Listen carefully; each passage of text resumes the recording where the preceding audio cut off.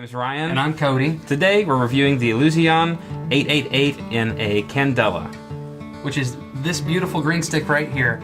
Basically, go over a little bit about the cigar. It is a Candela, which means, you know, the green wrapper. They basically pick the leaves a little before they're mature and cook them a little faster so that it maintains some of this beautiful chlorophyll in these leaves.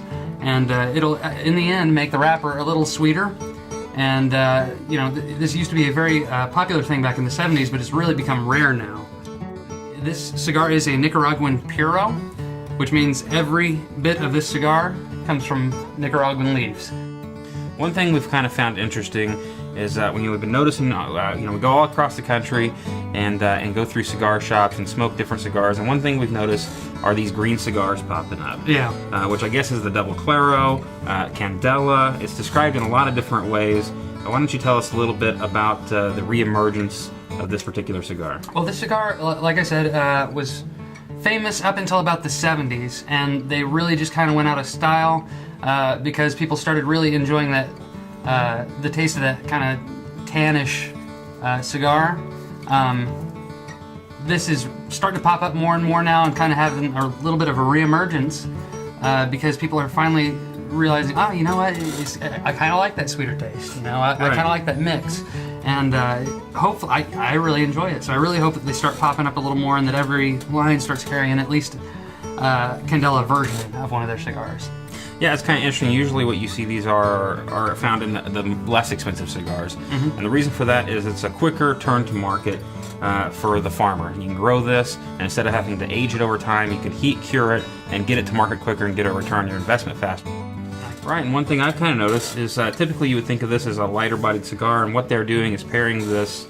It seems to be a trend of pairing this with a medium-bodied filler and binder. So you got a medium-bodied cigar with this sweet wrap on it. Yeah, which causes a blend that I really enjoy. It reminds me a lot of a tea, like drinking a really good tea. You kind of get that flowery taste every now and then, but it's also got that bold undertones to it that the filler gives you in the binder. What he's showing you here is that beautiful Candela wrap next to that very kind of plain label from Illusione 888. This is a triple cap cigar and has just a very light oil to it that you can see with the light shining off of it. Very beautiful. If you look down at the foot, you can see that darker binder and filler. You know, the meaning behind this 888 number is actually a biblical one. In Hebrew, Jesus, the name Jesus, is transfers into 888 in numerology terms. So a lot of people actually call this the Jesus stick because it is named after Jesus, basically. Pretty fascinating. All the labels on the Illusione line all have significant meaning to the owner. Mm-hmm. You know, they're all landmarks. They all have a bit of a story to them, and also I think shows how important these cigars are to him. You know, every single one is a limited run.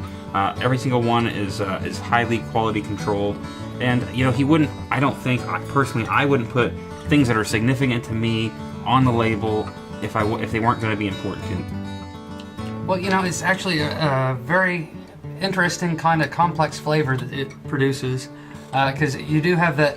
You can definitely taste that wrap, that Candela wrap, mixed with the darker tones of the filler and binder. It's kind of an interesting combination. It's tricky. It really is. It's like looking at something that you think's gonna taste one way, and you put it in your mouth and it tastes a whole nother. So it's a kind of a mental game. It's kind of a mind trick on you and on your palate. So it makes it hard to place a cigar. I've heard people talk about Candelas and saying they taste like grass clippings. I definitely do not get that at all with this cigar. I think honestly, I think that must be almost just this subconscious kind of reaction to the fact that it's green. I think so too.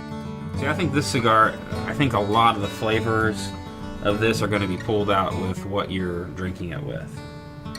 And so I think it would be interesting to drink it with tea, because tea is complex. A lot of spices go into that, and I bet you'd be able to pick a lot of that up.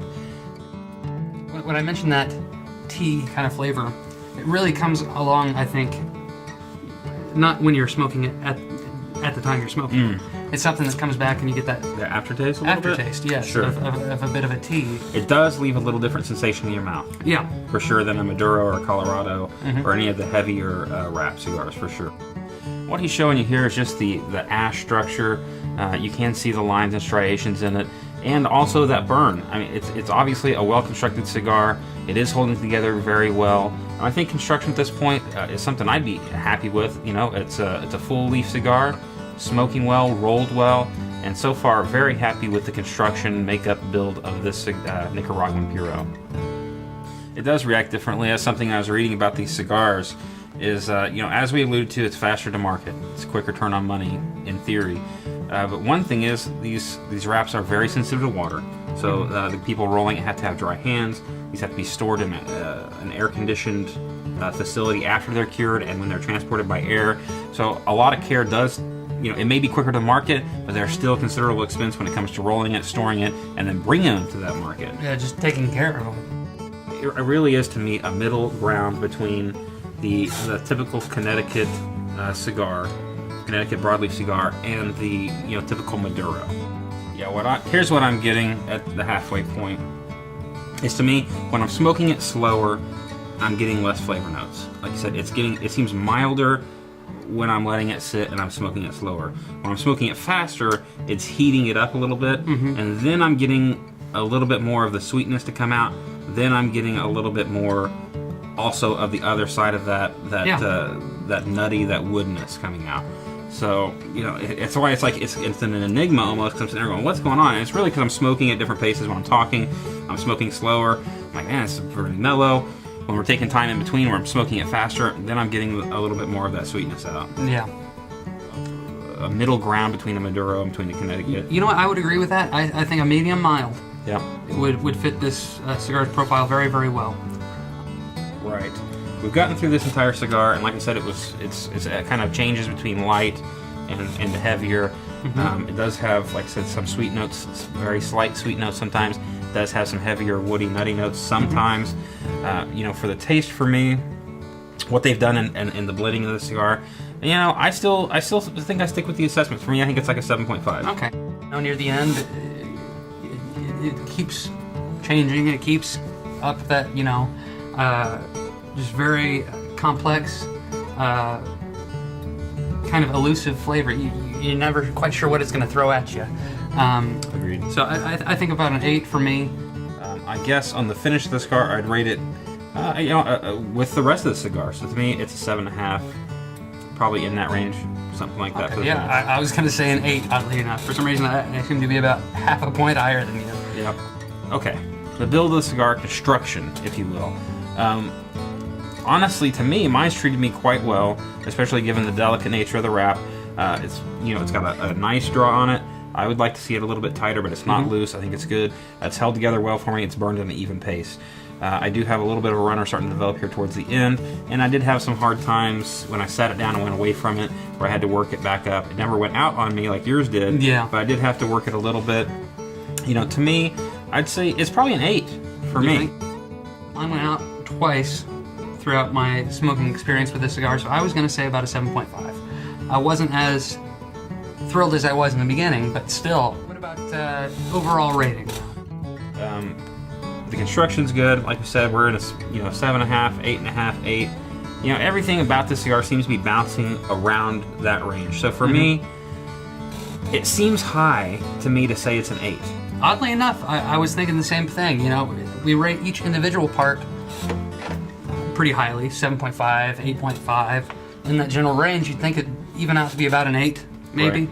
But for some reason, when they come together, you know, I look at everything else we've rated an 8, I wouldn't want to put it at an 8. All those parts, you know, body, taste, and build, you know, it just doesn't quite even out to be an 8 for some reason. I would think I would want to rate it about a 7, 7.5. Value. What do you think of the value of the cigar given the rating at where it's at? For a $7 cigar that is like this, the green, the rarity, you know, I think it's a very good value. You know, with anything that's rare on the market, you'd expect it to be priced pretty highly. Really, that's pretty low cost to get into that quality of cigar. So I think the value of it's really well think it's definitely, you should have a place in just about everybody's humidor who's a serious cigar smoker. Yeah. Because it is unique, and that X factor and the value, it makes sense. Absolutely, it does. All right, and that wraps it up here with our review of the Illusione 888 Candela, and I hope you enjoyed the review. If you have any comments, questions, just leave them right in the section below. Don't forget to subscribe to our channel, and you know, we've got a Facebook, Google+. You can leave comments, pictures, questions. Just throw something out there. Recommend a cigar that you want us to smoke for once. You know, get in there, get involved. We'll do it. If you say, you know, oh, you should try this $3 cigar, it's fantastic. We'll smoke them, and we'll show you exactly what we think, and put them on our scale. And with that, you know, I hope you have a great day. Go and stock some of these in your humidor, and yeah, have a great St. Patty's Day from us to you. Enjoy the weekend, and we hope to see you next week. See you then.